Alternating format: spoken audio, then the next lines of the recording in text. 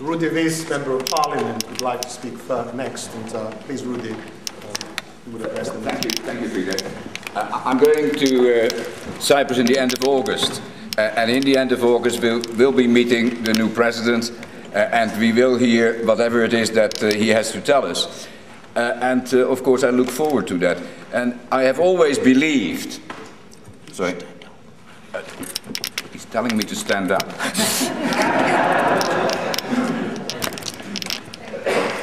I'm a bit blind, you see. I can't see what I've written down now. Thank you very much, Tom. You remember him? Christ.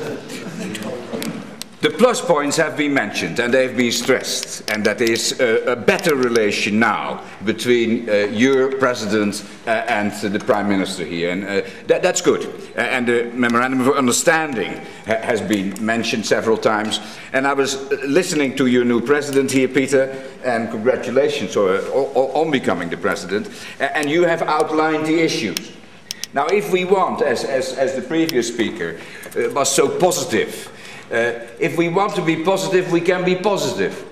But let's just be a bit honest as well with ourselves about our positivism. Because I go back and I listen to Peter and I hear the issues. How much have we actually gained on any of these issues? That is a question we ought to ask ourselves. And if we then say there is such a very good relationship between President Christofias and Mr. Talat, what have these study groups and working groups actually delivered so far? Very, very little. And I go back, and you go back far further than I. You sort of think, well, there was Mr. Clarides at one stage. And there was Mr. Denktash at one stage. And of course, Mr. Clarides gave in and in and in to find a solution. Did he ever get anything back? Never. Never.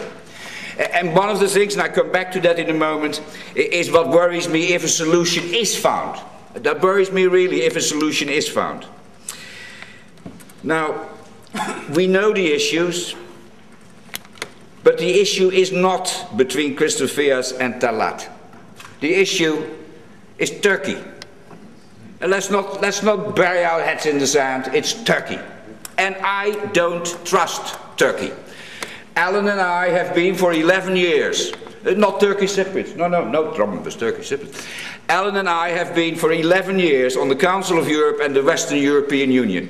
And we meet there, roughly speaking, 3 months of the year, to various meetings. I have never in those 11 years seen any Turk from any Turkish government, any spokesperson from Turkey, give in 1 inch on any issue whatsoever. And I don't think that Mr. Talat is necessarily as influential with Turkey as Mr. Denktash was. Because Mr. Denktash actually was, one year he was the most popular person in Turkey, and he wasn't even a Turkish person himself, he was a Turkish Cypriot. Now, I mentioned to you that the issue that worries me, when a solution is found, is the issue of money, the issue of resources. You will have a House of Representatives. In that House of Representatives, you have 50% Greek Cypriots, and, as it is alleged, 50% Turkish Cypriots. And they're going to sort it out between themselves.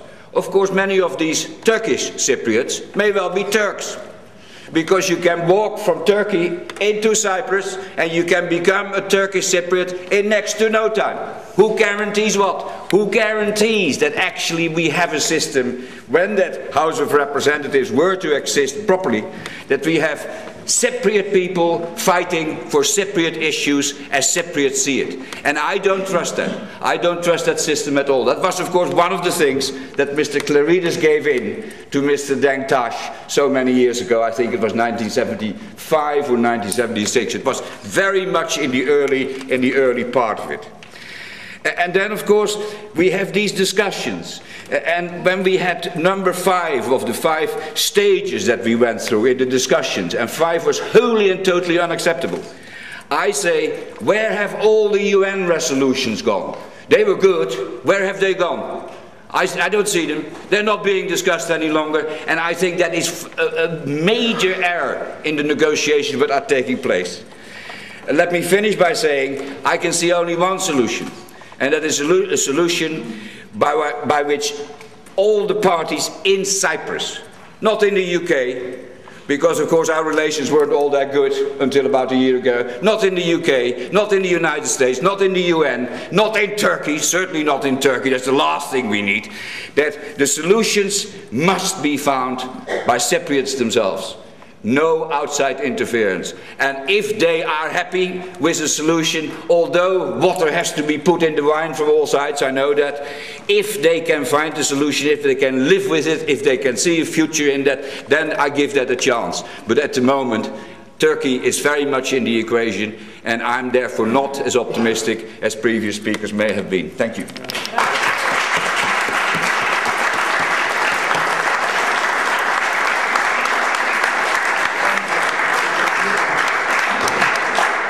Thank you very much, Rudy.